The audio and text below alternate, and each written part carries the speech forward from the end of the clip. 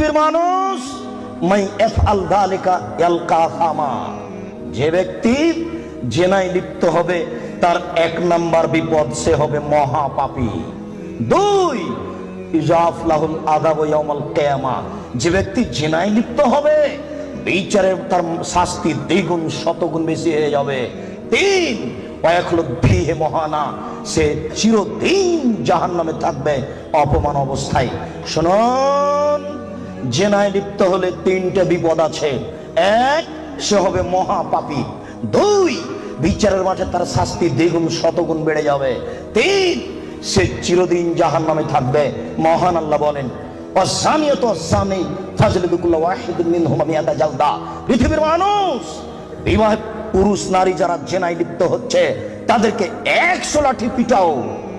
এখানে বলা হয়নি বিবাহিত না অবিবাহিত, তবে মারার সময় যেন তোমাকে মায়া মহব্বত ভাতৃত্বভাব না ধরে, একবারে যথাযথ পিটাও। সম্মানিত উপস্থিতি, আল্লাহ তাআলা এই পর্যন্ত এখানে বলেছেন। আমি আপনাকে জেনার আলোচনা করতে গিয়ে প্রথমে আলোচনা করছি জেনার বিপদ। জেনা করলে মানুষের উপরে বিপদ আসবে। 1, অল্প বয়সে মরণ হবে, মহামারী হবে, কলেরা হবে। 2, এমন রোগ হবে যে রোগ বংশে ছিল না, যে রোগ ডাক্তার চিনে না, যে রোগ বংশে ছিল না, যে রোগ ডাক্তার চিনে না। শুনুন, জেনায় লিপ্ত যদি মানুষ হয় তাহলে অল্প বয়সে মরণ হবে, কলেরা হবে, মহামারী হবে। 3টে সমান 1টা। 2, এমন রোগ হবে যেটা বংশে ছিল না, যেটা ডাক্তার চিনে না। দেখুন, আব্দুল্লাহ ইবনে উমর রাদিয়াল্লাহু তাআলা আনহু বলেন, রাসূল সাল্লাল্লাহু আলাইহি সাল্লাম বলেছেন, লাম তাজহারিল ফাহিসাতু ফি কওমিন কাত্ত ইল্লা ফাসা ফিহিম আত-তাউন ওয়াল আওজা। যদি কোনো সম্প্রদায়ে জেনা ছড়িয়ে যায়, যেই সম্প্রদায়ে জেনা ছড়াবে তাদের উপরে 2টি বিপদ হবে। 1, তাউন, কলেরা, মহামারী। মহাজা, কলেরা তা, অল্প বয়সে মরণ তা। কথা কি বুঝতে পেরেছেন? 2, অল আওজাও মামাজাত ফি আসলাফিহিম, এমন রোগ হবে যেটা বংশে ছিল না, ডাক্তার চিনে না। এই কথাটা আল্লাহর নবী বলেননি, ওটা আমি বলেছি। মনে রাখবেন, জেনায় লিপ্ত হলে এমন রোগ হবে যেটা বংশে ছিল না, আমি বললাম। এমন রোগ হবে যেটা ডাক্তার চিনে না, এটা জেনার ভয়। আব্দুল্লাহ ইবনে মাসউদ রাদিয়াল্লাহু তাআলা আনহু বলেন, রাসূল সাল্লাল্লাহু আলাইহি সাল্লাম বলেছেন, লাম তাজহারিল ফাহিসাতু ফি কওমিন কাত্ত ইল্লা ফাসা ফিহিল ফাকর ওয়াল মাসকানা। যখন কোন সম্প্রদায়ে জেনা প্রকাশ পাবে তখন তাদের উপরে দারিদ্রতা, নিঃস্বতা, ভিক্ষাবৃত্তি নেমে আসবে। তাকে একদিন না একদিন ভিক্ষুক হতেই হবে। কোটি টাকা ইনকাম করলে তার সংসারে সুবিধা আসবে না। বউ স্ত্রী পরকীয়া প্রেমে লিপ্ত, স্বামীও পরকীয়া প্রেমে লিপ্ত, দুইজন দুইজনকে গালি দেয়। সারাদিনে 3 কোটি টাকা ইনকাম করে আর রাত্রে এসে দুইজন মারামারি করে। বলেন এরা ভিক্ষুক কিনা? বলেন দেখি, এদের কি আছে জীবনে বলেন? একদিন টাকা শেষ হবেই। আমি অনুবাদক, 1450 বছর পূর্বে মুহাম্মদ সাল্লাল্লাহু আলাইহি ওয়াসাল্লাম বলেছেন, যেই সমাজে সুদ এবং জেনা প্রকাশ পাবে, যেই সমাজে সুদ এবং জেনা প্রকাশ পাবে, সেই সমাজের উপরে ভিক্ষাবৃত্তি নেমে আসবে। তাদের অর্থ সম্পদ ধ্বংস হবেই, তাকে একদিন না একদিন ভিক্ষুক হতে হবে। এটা জেনার প্রথম বিপদ। মুহাম্মদ সাল্লাল্লাহু আলাইহি ওয়াসাল্লাম বলেন, আমার উম্মত জেনাকে হালাল মনে করবে। মুহাম্মদ সাল্লাল্লাহু আলাইহি ওয়াসাল্লাম বলেন, আমার উম্মত জেনাকে হালাল মনে করবে। দুঃখজনক কথা, আমরা জেনাকে হালাল মনে করবে, এত বড় পাপকে। জি, আমির রাদিয়াল্লাহু তাআলা আনহু বলেন, রাসূল সাল্লাল্লাহু আলাইহি সাল্লাম বলেছেন, লা ইয়াকুনান্না ফি উম্মতি আকওয়াম ইস্তাহিলুনা হিরা ওয়াল হারিরা ওয়াল খামরা ওয়াল মাযিব। অচিরে আমার উম্মতে এমন মানুষ আসছে যারা রেশমি কাপড়কে হালাল মনে করবে, তাদের গায়ে থাকবে সিল্ক জাতীয় জামা, তাদের বাড়িতে থাকবে মখমল জাতীয় চাদর। আমার উম্মত রেশমি কাপড়কে হালাল মনে করবে। 2, আমার উম্মত জেনাকে হালাল মনে করবে। 3, আমার উম্মত মদকে হালাল মনে করবে। 4, আমার উম্মত বাদ্যযন্ত্রকে হালাল মনে করবে। সব দোকানে টিভি, সব মোবাইলে বাদ্যযন্ত্র, কারোর কাছে এটার পাপের কাজ নয়। কেউ ভাবে না এটা পাপের কাজ। মুআয ইবনে জাবাল রাদিয়াল্লাহু তাআলা আনহু বলেন, রাসূল সাল্লাল্লাহু আলাইহি সাল্লাম বলেছেন, নেতৃত্ব শুরু হয়েছে নবী দিয়ে, দয়া দিয়ে, তারপরে নেতৃত্ব হবে খলিফা দিয়ে, দয়া দিয়ে, তারপরে নেতৃত্ব হবে জোর যার মুল্লুক তার, তারপর নেতৃত্ব হবে নেতা, হবেই হবে, সে যে কোনো মূল্যে তাকে হওয়াই লাগবে, যে কোনো মূল্যে। এই শ্রেণীর মানুষদের 5টা পাপের কাজ আছে। এক, ইস্তাহিলুনাল হারিরা, এরা রেশমি কাপড়কে হালাল মনে করবে। 2, অল ফরুজা, এরা জেনাকে হালাল মনে করবে। এই বোকা ছেলে, তোমার নেতাকে তুমি চিনো? আর জেনার লাইন লেগে আছে, তুমি দেখো তদন্ত করে।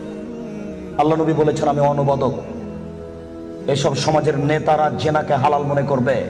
3, মদকে হালাল মনে করবে। 4, দিনেরা ধনী হয়ে যাবে, ধনী হওয়ার জন্য যে কোনো সাহায্য পাবে। আবু হুরায়রা রাদিয়াল্লাহু তাআলা আনহু বলেন, এতাহারাজুনা তাহারুজাল হিমারে, গাধা যেমন গাভীর সাথে মিলে লজ্জা বুঝে না, ষাঁড় যেমন গাভীর সাথে মিলে লজ্জা জানে না, আমার উম্মত খোলা মাঠে জেনা করবে, লজ্জা বুঝবে না। মুসলিম। গাধা যেমন গাধীর সাথে মিলে লজ্জা বুঝে না, ষাঁড় যেমন খোলা মাঠে মিলে লজ্জা জানে না, মানুষ তেমন খোলা মাঠে জেনা করবে, লজ্জা বুঝবে না। এটা আপনাকে আমি কি দিয়ে বুঝাই, আপনি নিজেই বুঝেন। এই ছেলে, রমনা পার্ক তোমার বাড়ির পাশে, তুমিও সেখানে যাও। ঢাকা বিশ্ববিদ্যালয় তোমার বাড়ির পাশে, তুমি সেখানে যাও। আর ওই কোথায় জিয়াউর রহমান সাহেব মারা গেলেন, হাড়হাড্ডি নিয়ে এসে সংসদ ভবনে পুঁতে দেওয়া হলো। শোনো, গোটা মাঠ হলো জেনার কারখানা। এই রাস্তা দিয়ে মিনিটে লক্ষ মানুষ হাঁটে। ওসি যান, দারোগা যান, চেয়ারম্যান যান, এমপি যান, মন্ত্রী যান, ডিসি যান, এডিসি যান, মিনিটে লক্ষ মানুষ যায়। দেখো তুমি এই রাস্তার উপরে যুবক যুবতীকে চেপে ধরে আছে, যুবক যুবতীর উরু রানের উপরে মাথা দিয়ে ঘুমিয়ে আছে। কেউ কিছু বলে না, বলে নাকি যায় না। কেউ কিছু বলে না, বলে নাকি যায় না, বলে নাকি অপরাধ। এই দেশে নাকি কেউ মানুষ নেই, সবাই নাকি পশু। পশু যদি না হয় তাহলে বলে না কেন? জবাব কে দেবে? কাপুরুষ। জবাব তোমাকেই দিতে হবে। কেউ কেন কিছু বলে না। আল্লাহ রাসূল বলেন, আলাইনানে তাজনিনে জিনা হুমান নাজর। এই ছেলে, 2 চোখের জিনা হচ্ছে চোখ দিয়ে দেখা। ওয়াল ওজনানে জিনা হুমাল ইস্তেমাও, 2 কানের জিনা হচ্ছে কান দিয়ে শোনা। ওয়াল ইয়াদ জিনাহাল বাতস, হাতের জিনা হচ্ছে হাত দিয়ে ধরা। আর রিজল জিনাহাল মাসি, পায়ের জিনা হচ্ছে পা দিয়ে চলা। জিনাল কালব তাতামান্না তাশতাহি, অন্তরের জিনা হচ্ছে পরিকল্পনা করা। জিনাল লিসানে নুতক, জিহ্বার জিনা হচ্ছে কথা বলা। এগুলি সব জিনা। আমি অনুবাদক, হাদিস মুসলিম। এবার তুমি বাঁচো কি করে? এই ছেলে, তোমার মোবাইলে দিন রাত পতিতালয়ের মেয়ে নাচে। শোনো, আল্লাহ রাসূল বলেন, ইনাল মারাতা ইজাস্তাতারাত, যখন কোন মহিলা সাজসজ্জা গ্রহণ করে, সাজগোজ করে। দেখো তুমি বিপদে পড়েছ, তোমার বোনও বিপদে পড়েছ। আমি অনুবাদক। তিনি বলেন, যখন কোন মহিলা সাজসজ্জা করে, সাজগোজ করে, ঠোঁটে লিপস্টিক দেয়, পাউডার মাখে, মারাবে মাজলিসিন, তারপরে পুরুষের পাশ দিয়ে হেঁটে যায়, কেদা জানিয়ে ও ব্যভিচারিণী, ও ব্যভিচারিণী, ও ব্যভিচারিণী। আমি অনুবাদক। 1450 বছর পূর্বে মুহাম্মদ সাল্লাল্লাহু আলাইহি ওয়াসাল্লাম কথা বলেছেন। আমি অনুবাদক, আমার কিছু করার নেই। সম্মানিত উপস্থিতি, রাসূল সাল্লাল্লাহু আলাইহি ওয়াসাল্লাম বলেন, ইন্না মিম্মা তাখাওয়াফা আলা উম্মতি, আমার উম্মতের উপরে আমি সবচেয়ে যেটা বেশি ভয় করি, পৃথিবীর মানুষ, আমি বলে গেলাম মুহাম্মদ সাল্লাল্লাহু আলাইহি ওয়াসাল্লাম, আমার উম্মতের উপরে আমি সবচেয়ে যেটা বেশি ভয় করি, 1 নম্বর ভয় হচ্ছে আমার উম্মত জেনায় লিপ্ত হবে, এইটা আমার ভয়। 2, শাহওয়াতুল খাফিয়া, আমার উম্মত গোপন পাপে লিপ্ত হবে, এইটা আমার ভয়। আমার উম্মত গোপন পাপে লিপ্ত হবে, এইটা আমার ভয়। ছেলে মেয়ে, যুবক যুবতী গোসলখানাতে ঢুকলেই পাপ করছে, একাই হলেই পাপ করছে। পুরুষ নারীর জন্য যে কত জেনার গোপন পাপের ব্যবস্থা হয়েছে, এখন হিসাব করা যায় না। এই ছেলে, তুমি আছো ঢাকা লালবাগে, আর তোমার বান্ধবী আছে লন্ডনে। 2 জন মিলে মোবাইলে গল্প করছো গোপনে। গল্প করতে করতে জামা কাপড় খুলতে লাগলে, খুলতে খুলতে খুলতে এখন 2 জনই উলঙ্গ। 2 জন 2 জনকে দেখতে পাচ্ছে। 2 জনের মধ্যে ব্যবধান হলো 5000 কিলোমিটার। অবাক গোপন পাপ, আশ্চর্য, অবাক। এই ছেলে, তুমি যখন থাকো না তখন তোমার মা মোবাইলে গোপন জেনা করে, প্রেমের গল্প করে। তোমার মা তাহাজ্জুদ পড়ে। এই ছেলে শোনো, তুমি আর তোমার মা যখন থাকে না তখন তোমার বোন মোবাইলে জেনার গল্প করে। মোবাইল মানে জেনা। আল্লাহ নবী 1450 বছর পূর্বে বলেছেন আমার উম্মত গোপন পাপে লিপ্ত হবে। 15 বছর পূর্বে এইভাবে গোপন পাপ মোবাইলে হতো না। 20 বছর পরে আরো গোপন পাপের কত পথ বের হবে তা আপনাকে আমি এখন ভাষায় বুঝাতে পারবো না। মুহাম্মদ সাল্লাল্লাহু আলাইহি ওয়াসাল্লাম বলেছেন আমার জীবনে বড় ভয়, 1 আমার উম্মত জিনায় লিপ্ত হবে, 2 আমার উম্মত গোপন পাপে লিপ্ত হবে। আপনাকে আমি কি দিয়ে বুঝাই সম্মানিত দিনী ভাই?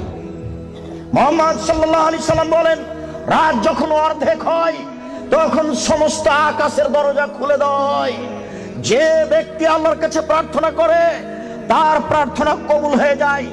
যে ব্যক্তি যা চায় আল্লাহ তাকে তাই দিয়ে দেন। যে ব্যক্তি বিপদে পড়ে বলে আল্লাহ আমাকে বাঁচাও, আল্লাহ তাকে বাঁচিয়ে দেন। ইল্লাল বাগিন বে ফারজেহা, যার জেনার সম্পর্ক আছে তার কথা কবুল হয় না। এই ছেলে শোনো, তুমি ম্যাট্রিক পরীক্ষা দিয়েছো, আল্লাহর কাছে প্রার্থনা করছো আল্লাহ আমার রেজাল্টটা ভালো করে দাও, আল্লাহ আমার রেজাল্টটা ভালো করে দাও, আমাকে গোল্ডেন দাও। আর তোমার মা তাহাজ্জুদ পড়ার পরে চোখের পানি ঝরিয়ে বলছে আল্লাহ আমার ছেলেটাকে একটা ভালো রেজাল্ট দাও, গোল্ডেন দিয়ে দাও আমার ছেলেকে। এইভাবে তোমার মা রাতের অন্ধকারে চোখের পানি অঝর নয়নে ঝরিয়ে কাঁদছে। তুমি যখন থাকো না তখন তোমার মা মোবাইলে প্রেমের গল্প করে। তোমার মা কিয়ামত পর্যন্ত কাঁদলেও তার কথা কবুল হবে না। আমি অনুবাদক, আমি বুঝাতে পারলাম না। অর্ধেক রাত হলে আকাশের দরজা কি হয়? খুলে দেওয়া হয়। যে যা চাই তাকে আল্লাহ তা দিয়ে দেন। যে যে বিষয়ে প্রার্থনা করে সেটা আল্লাহ কবুল করেন। যে যে কোনো বিপদে পড়েছে আল্লাহ তাকে উদ্ধার করেন। তবে যার জেনার সম্পর্ক আছে তার কথা আল্লাহ কবুল করেন না। আমি কি দিয়ে বুঝাই জেনা কত বড় বিপদ?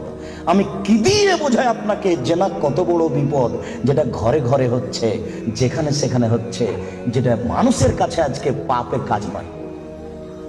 শোনো, মুনাফিকি করো না বক্তব্যের সাথে। এই ছেলে, তোমাকে আমি কঠিন ভাবে বলে যাচ্ছি, তুমি বক্তব্যের সাথে মুনাফিকি করো না।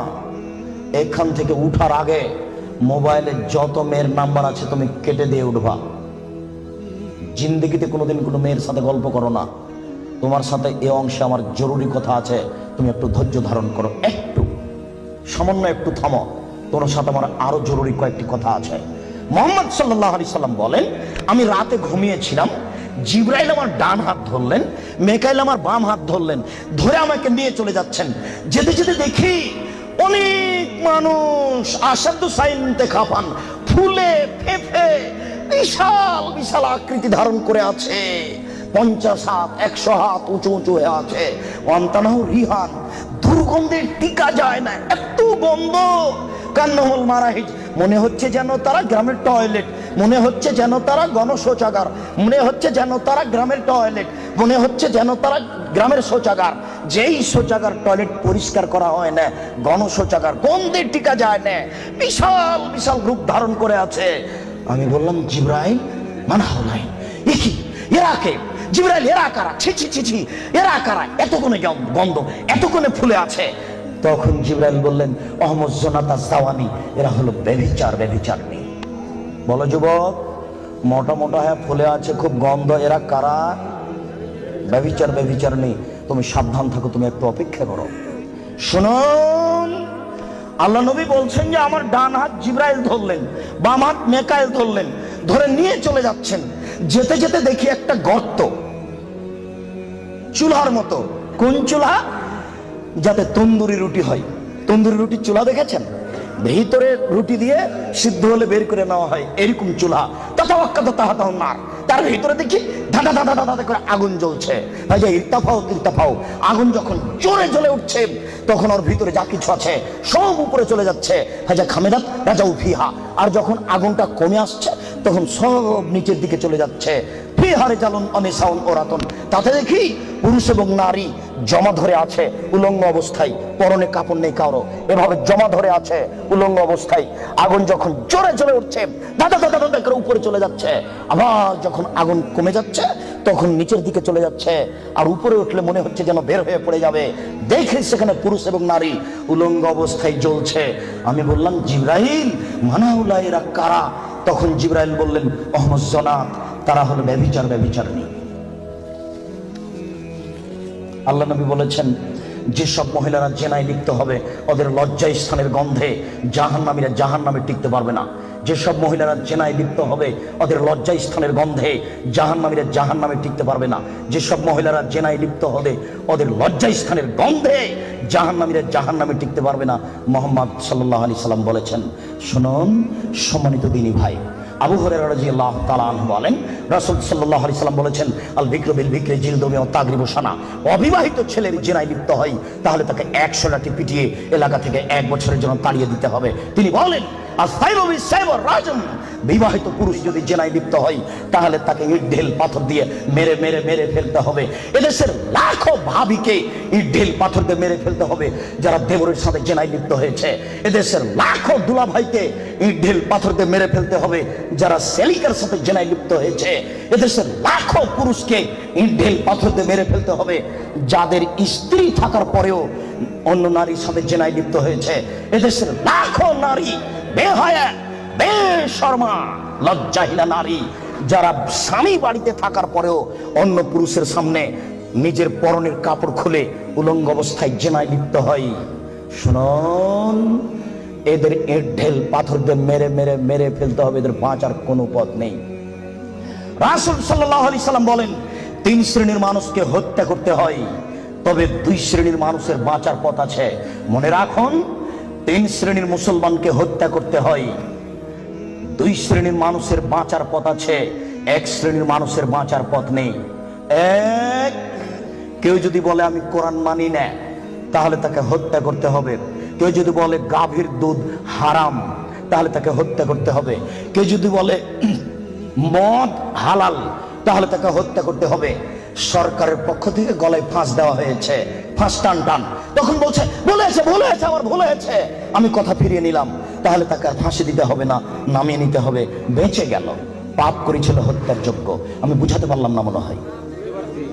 2, কেউ যদি কাউকে হত্যা করে তাহলে তাকে হত্যা করতে হবে, এর নাম কিসাস। এই ছেলে, তোমার দাদার বয়স 90 বছর, তাহাজ্জুদ পড়ে ফজরের টাইমে বের হচ্ছিল মসজিদে নামাজ পড়তে যাবে। কালকে তোমার দাদাকে একটা ছেলে গালি দিয়েছে। তাহাজ্জুদ পড়তে বের হওয়ার সময় দেখো ওই ছেলেটা, তোমার দাদা এক থাপ্পড় দিতে ছেলেটা মারা গেছে। এখন তোমার দাদাকে কেসাস স্বরূপ ফাঁসি দিতে হবে সরকারের পক্ষ থেকে, তবে তোমার দাদার বাঁচার পথ আছে। ওই ছেলেটার বাপ মা যদি বলে আচ্ছা যাক আমাদের ছেলেকে মেরেছে আমরা মারবো না, তাহলে তোমার দাদা বেঁচে গেলেন। কথা কি বুঝাতে পেরেছি? 3, রাজুলুন জানা বাদায় হেসানিন, কে যদি বিবাহ করার পরে জেনায় লিপ্ত হয় তাহলে তাকে হত্যা করতে হবে, তার বাঁচার কোনো পথ নেই। কেউ যদি বিবাহ করার পরে জেনায় লিপ্ত হয় তাহলে তাকে হত্যা করতে হবে, তার বাঁচার পথ নেই। একটু জাতের মানে তুমি গ্রামে দিয়ে গ্রামের সম্প্রদায়ের একজন মহিলা আসলো আল্লাহ রাসূলের দরবারে এসে বলছে তাহিরনি ইয়া রাসূলুল্লাহ, হে আল্লাহ রাসূল আপনি আমাকে পবিত্র করুন। তখন আল্লাহ রাসূল বললেন ইরজি, বাড়ি তুমি ফিরে যাও, আস্তাগফিরুল্লাহ, আল্লাহর নিকটে ক্ষমা চাও, ও তুবি ইলাইহি, তুমি তওবা করো, তোমার পাপ ক্ষমা হয়ে যাবে।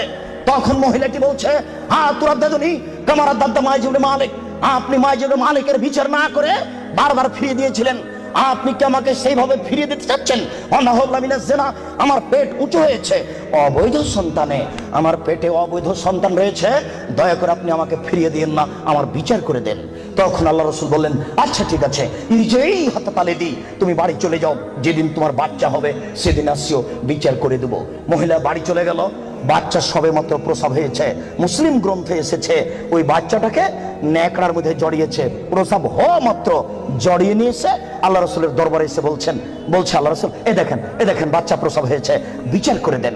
আল্লাহ রাসূল মাথাটা নিচু করে বলছেন ইরজি, বাড়ি চলে যাও, ফারজি হে, বাচ্চাকে দুধ খাওয়াও, হাতে কাঁপতে মেহে, যেদিন বাচ্চা দুধ ছেড়ে দিবে সেদিন আসিও, বিচার করে দেবো। মহিলা চলে গেল, বাচ্চাকে 2 বছর দুধ পান করালো। 2 বছর পরে মহিলা বিচারালয়ে উপস্থিত, অফিয়াদেহি কেসরাত খুমসিন, এমন অবস্থায় বাচ্চার হাতে 1 টুকরা রুটি রয়েছে। এই রুটি প্রমাণ করে বাচ্চা খাদ্য খেতে পারে। ওয়াসাদাহু বিয়াদি রাজুলিন মিনাল মুসলিমিনা, আল্লাহ রাসূল ওই ছেলেটাকে একজন মুসলমানের হাতে সমর্পণ করলেন, বললেন যাও তুমি এই ছেলেটাকে লালন পালন করো। তিনি বললেন স্বামী সাথী এই যাবো বিহা, তোমরা একে মাঠে নিয়ে যাও, এই মহিলাকে মাঠে নিয়ে যাও, মাঠে নিয়ে গিয়ে গর্ত খুঁড়ে বুক পর্যন্ত পুঁতে দাও, ফারজেমুহা, এরপরে তোমাকে তাকে ইট ঢেল পাথর দিয়ে মেরে মেরে মেরে ফেলো। সাহাবীগণ বলেন আমরা তাকে মাঠে নিয়ে গেলাম, মাঠে নিয়ে গিয়ে গর্ত খুঁড়ে বুক পর্যন্ত মাটিতে পুঁতে দিলাম, এরপরে চতুর্দিক থেকে ইট ঢেল পাথর মারতে লাগলাম। খালিদ ওয়ালিদ বলেন একটা পাথর আমি নিয়ে তার মুখের উপরে মারলাম, ফাতারা জাহাতাম আল্লাহ ওয়াজহে খালিদ, পাথরটা মুখে লেগে মুখ ফেটে রক্ত ছিটে খালিদ লাগলো। খালিদ গালি দিয়ে বসলেন, ছি ছি, একজন জেনাকারিনী মহিলার গায়ের রক্ত আমার গায়ে লাগলো, এরকম কিছু হবে? আল্লাহ রাসূল বললেন মারে রে খালিদ, খালিদ তুমি গালি দিও না, লাগা তাওবা তাওবাতান লাউ তাওয়া সায়মাকসিন লা গফিরা লাহু। এই মহিলা আল্লাহর দরবারে এত ক্ষমা ভিক্ষা চেয়েছে, এই মহিলা আল্লাহর দরবারে এত কান্নাকাটি করেছে, পৃথিবীর বড় থেকে বড় পাপী যদি এইভাবে কান্নাকাটি করে তাহলে তার পাপ ক্ষমা হয়ে যাবে। খালিদ তুমি একে গালি দিও না, দুঃখিত আপনাকে আমি কি দিয়ে বুঝাই? পৃথিবীর সবচেয়ে বড় পাওয়ারফুল মানুষ হচ্ছেন মুহাম্মদ সাল্লাল্লাহু আলাইহি সাল্লাম। পৃথিবীর ইতিহাসে এত বড় পাওয়ারফুল মানুষ কেউ জন্ম নেয়নি, কিয়ামত পর্যন্ত কেউ নিবে না। জান্নাতের গেটে বড় অক্ষরে লেখা আছে সর্বপ্রথমে যিনি জান্নাতে প্রবেশ করবেন তিনি হলেন মুহাম্মদ সাল্লাল্লাহু আলাইহি সাল্লাম। জান্নাতের ভিতরে একটা ঘর আছে, সেই ঘরের ভিতর দিকে একজন ফেরেশতাকে দাঁড় করে রাখা হয়েছে, এখনো উপস্থিত। তাকে বলা হয়েছে কেউ যদি বাহির থেকে এসে ঠক ঠক করে শব্দ দেয়, কে যদি বাহির থেকে বলে মুহাম্মদ, তাহলে এই দরজা খুলে দিও, এই ঘর মোহাম্মদ ছাড়া কারোর জন্য খোলা হবে না। আপনাকে আমি কি দিয়ে বুঝাই মোহাম্মদ সাল্লাল্লাহু আলাইহি সাল্লাম কত বড় পাওয়ারফুল মানুষ?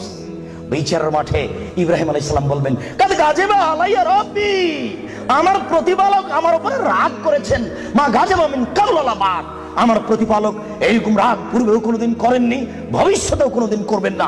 নাফসি নাফসি, আমার যে কি হয় তা আমি নিজেই বুঝি না।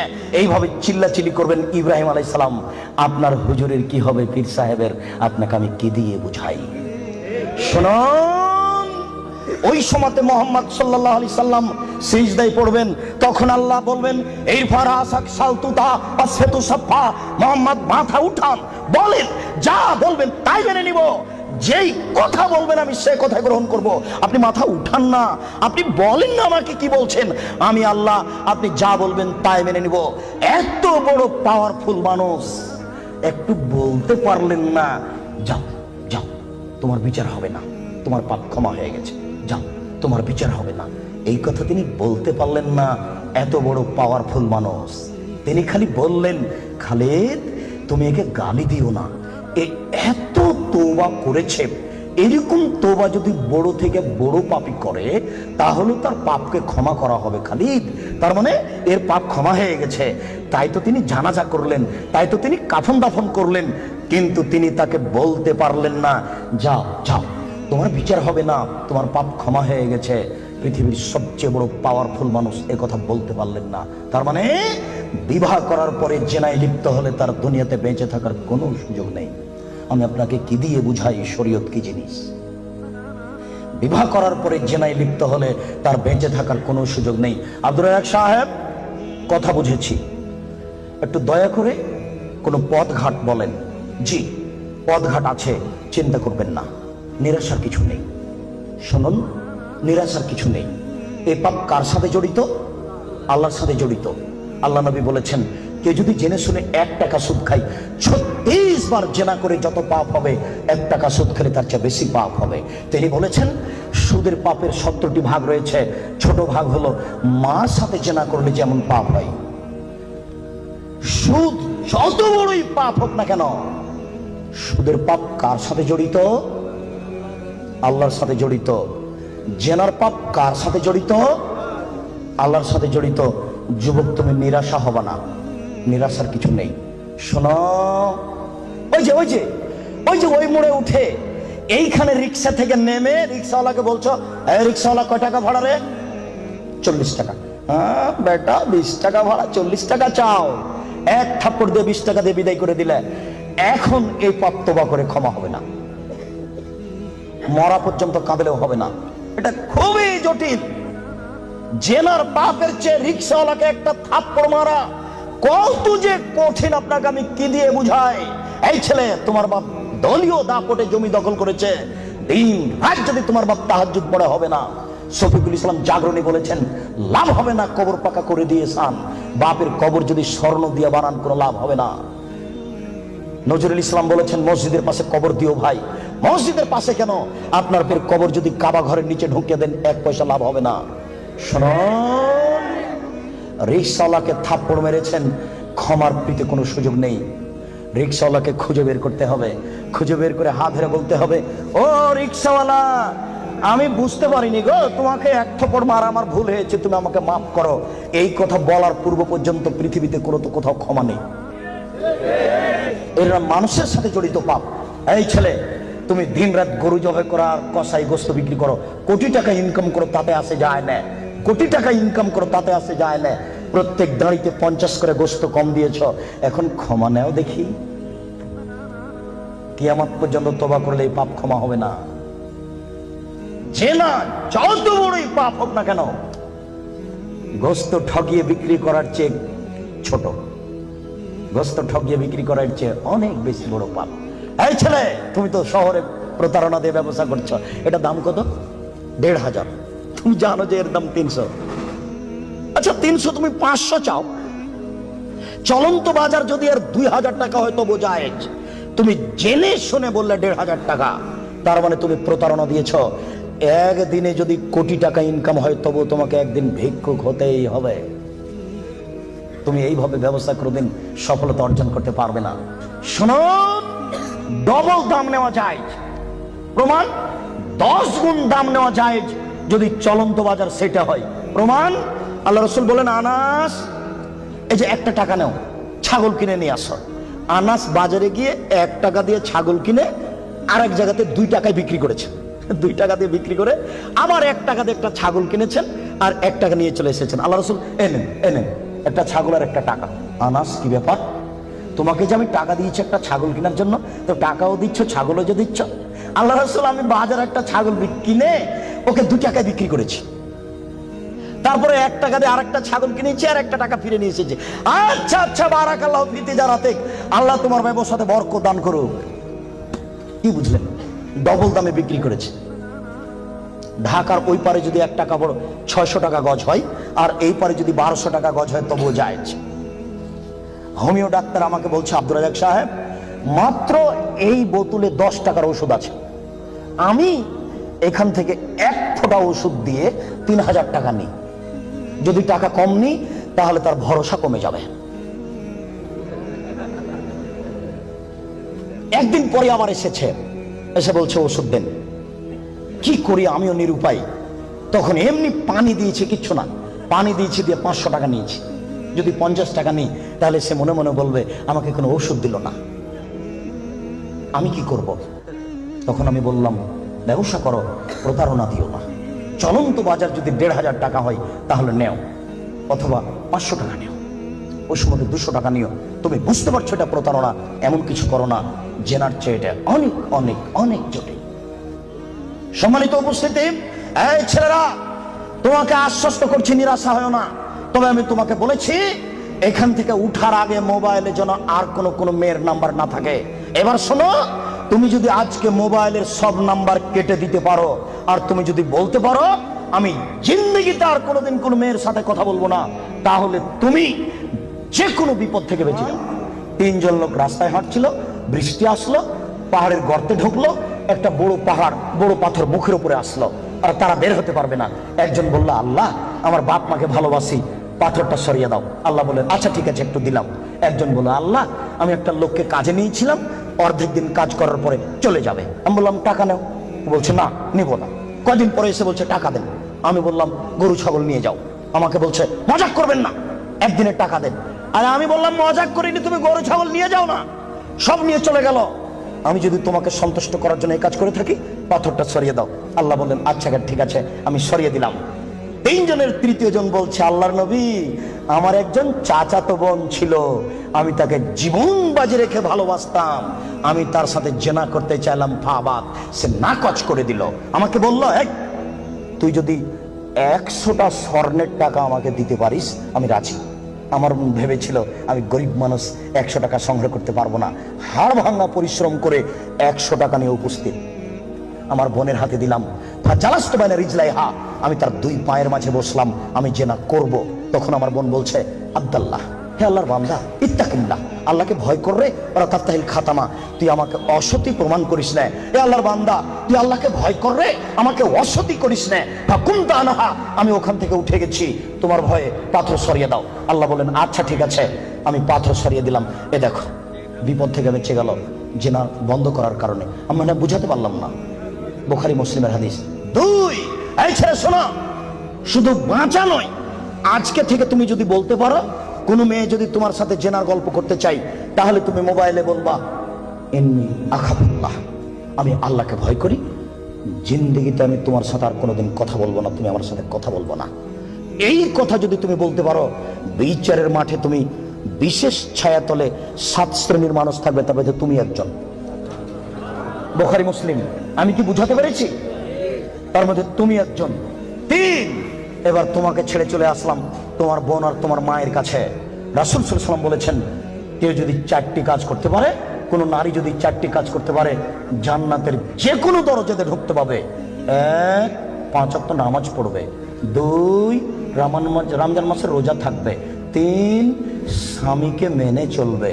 4, জেনায় লিপ্ত হবে না, জান্নাতের যে কোনো দরজাতে ঢুকতে পাবে, কোনো সমস্যা নেই। এবার সবার জন্য আল্লাহ তাআলা বলেন, ওয়ানাহান নাফসানিল হাওয়া ফাইনাল জান্নাতাল হিয়াল মাওয়া। পৃথিবীর মানুষ, তোমরা শুনে রাখো, আমি আল্লাহ বলছি, তোমরা যদি তোমাদের প্রবৃত্তিকে ঠেকাতে পারো, যদি বলো আর কোনোদিন জেনায় লিপ্ত হব না, তাহলে আমি আল্লাহ তোমাদের জন্য জান্নাতুল মাওয়া রেখেছি। যারা প্রবৃত্তিকে ঠেকাতে পারবে, তাদের জন্য আল্লাহ জান্নাতুল মাওয়া রেখেছেন।